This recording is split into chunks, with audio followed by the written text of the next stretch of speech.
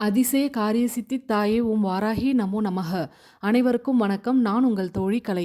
இன்னைக்கு நம்ம சேனல்ல தை கார்த்திகை விரதத்திற்கான பதிவை பற்றி தான் பார்க்க போறோம். ஒவ்வொரு மாதமும் வரக்கூடிய கார்த்திகை விரதம் முருகப்பெருமானுடைய வழிபாட்டிற்கு சிறந்த நாள்.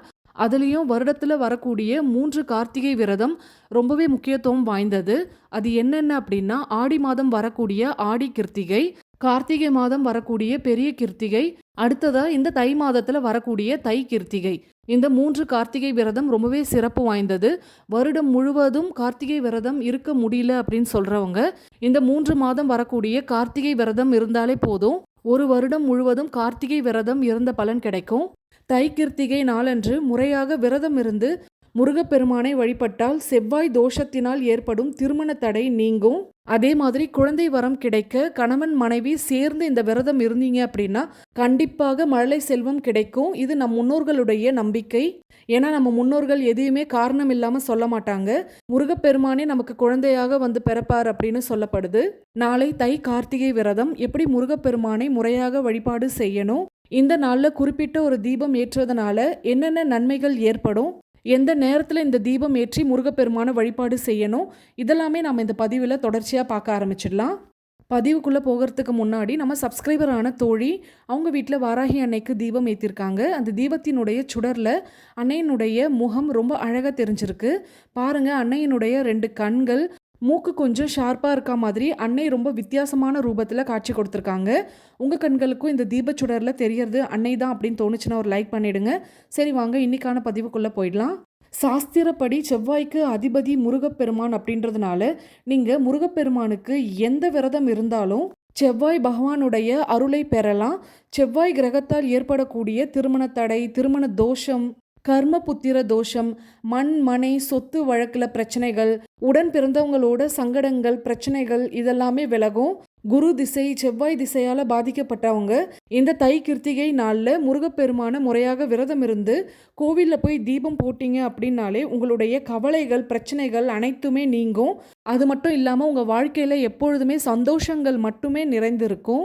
நம்ம குடும்பத்தில் எப்பொழுதுமே ஒற்றுமை நிலைத்திருக்க கண்டிப்பாக இந்த தை கிருத்திகை நாளில் முருகப்பெருமான வழிபாடு செய்யணும். நாளை சனிக்கிழமை தை கிருத்திகை நாளன்று காலையிலே எழுந்து குளிச்சு முடிச்சுட்டு வீடெல்லாம் சுத்தம் செய்துட்டு உங்கள் பூஜை அறையில் ஒரே ஒரு தீபம் முருகப்பெருமான நினச்சி ஏற்றி வைக்கணும். முருகப்பெருமான விக்கிரகமாகவோ வேலாகவோ வழிபட்டுட்டு இருக்கீங்க அப்படின்னா அன்றைய நாள் கண்டிப்பாக 6 வகையான அபிஷேகங்கள் வேலுக்கும் முருகப்பெருமானுக்கும் செய்யணும். முருகப்பெருமானுடைய படத்திற்கு புதிதாக சந்தனம் குங்குமம் இட்டு 6 வகையான மலர்கள் சாற்றி வழிபடணும். 6 வகை மலர் கிடைக்கல அப்படின்னு சொல்கிறவங்க இப்போ நான் ஸ்க்ரீனில் காட்டியிருக்கேன் பாருங்கள். இதில் ஏதாவது ஒரு மலரை நீங்கள் அன்று முருகப்பெருமானுக்கு வைத்து வழிபடலாம். முருகப்பெருமானுடைய பாடல்கள் மட்டுமே அன்றைய நாள் முழுவதும் உங்கள் வீட்டில் ஒலிக்க செய்யணும். அதுலேயும் குறிப்பாக கந்தர் அலங்காரம் தொடங்கி கந்த சஷ்டி கவசம், கந்தகுரு கவசம், வேல்மாறல் இதெல்லாம் ஒலிக்க செய்வதோடு நீங்களும் கூடவே சொல்லணும். வேல்மாறல் மகா மந்திரம் படிக்கிறதுனால எப்பேற்பட்ட துன்பங்களில் இருந்தும் நம்மளை மீட்டெடுக்கும். கடன் தொல்லைகளால் அதிகமாக பாதிக்கப்பட்டவங்க, உடல் ரீதியான பிரச்சனைகளை அன்றாடம் சந்திச்சுட்டு இருக்கவங்க கண்டிப்பாக வேல்மாறல் மகா மந்திரம் நாளைய நாள் படிக்க தொடங்குங்க. நாளையிலிருந்து தொடர்ந்து 48 நாள் இந்த வேல்மாறல் மந்திரத்தை காலை மாலை 2 வேளையிலும் படிச்சுட்டு வந்தீங்க அப்படின்னா எப்பேற்பட்ட கடன் தொல்லைகளில் இருந்தும் மீண்டு வரலாம். அதே மாதிரி உடல் ரீதியான பிரச்சனைகளும் உங்களுக்கு படிப்படியாக குறையிறத இந்த 48 நாளில் கண்கூட பார்க்க ஆரம்பிப்பீங்க.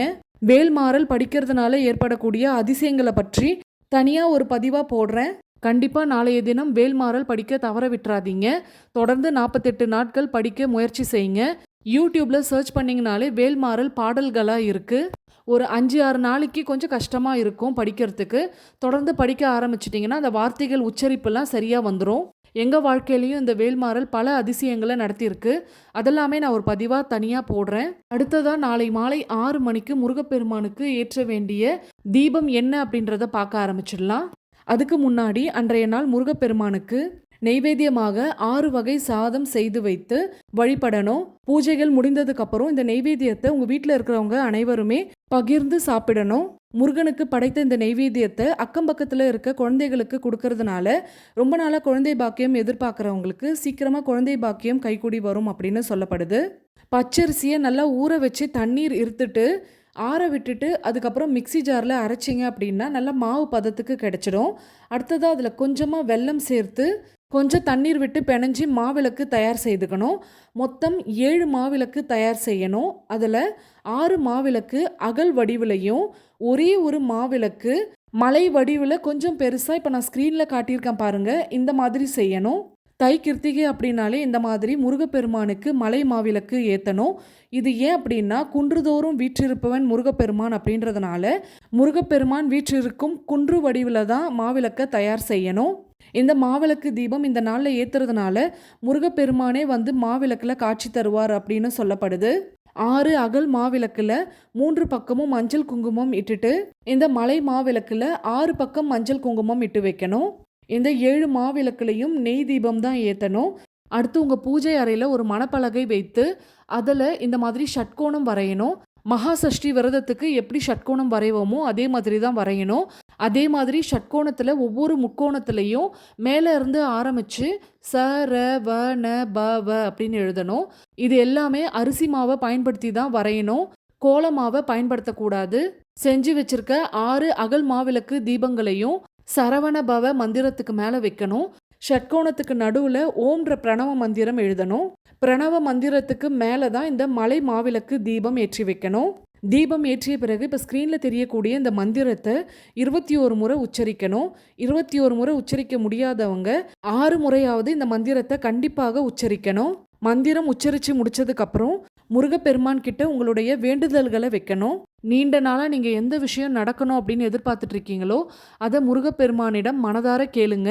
நடுவில் ஏற்றி வச்சிருக்க அந்த மலை மாவிளக்கில் கண்டிப்பாக முருகப்பெருமான் காட்சி தந்து உங்களுடைய கோரிக்கைகளை நிச்சயம் நிறைவேற்றி கொடுப்பாரு. கைமேல் பலன் தரக்கூடிய இந்த தீப வழிபாட்டை தை கிருத்திகை நாளன்று செய்ய தவற விட்டுறாதீங்க. இன்னைக்கான பதிவு உங்களுக்கு பயனுள்ளதாக இருந்திருக்கும் அப்படின்னு நம்புகிறேன். பயனுள்ளதாக இருந்திருந்தால் ஒரு லைக் பண்ணிவிட்டு அப்படியே உங்கள் ஃப்ரெண்ட்ஸ் அண்ட் ஃபேமிலிக்கும் ஷேர் பண்ணிவிடுங்க. மறக்காமல் சப்ஸ்கிரைப் பண்ணிவிட்டு பக்கத்தில் இருக்க பெல் சிம்பிளை கிளிக் பண்ணிவிட்டு அதில் ஆள்னு கொடுங்க. மீண்டும் அடுத்த பதிவில் சந்திப்போம். அதுவரை நன்றி, வணக்கம்.